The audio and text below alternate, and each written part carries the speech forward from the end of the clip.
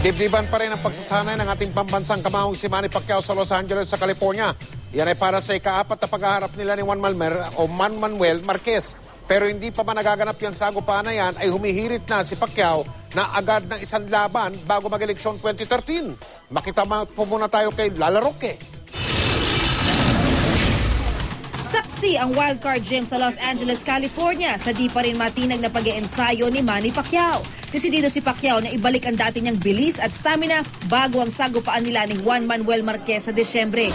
Pero di pa man nagaganap ang Pacquiao-Marquez 4 sa Desyembre, may plano na raw si Pacquiao na muling sumabak sa ring bago ang eleksyon 2013. He wants to fight in April because he has to go back to the Philippines for the election. April 13th is no good because it's Holy Week. It's Easter Sunday. And so the date that we'd be looking at is April the 20th.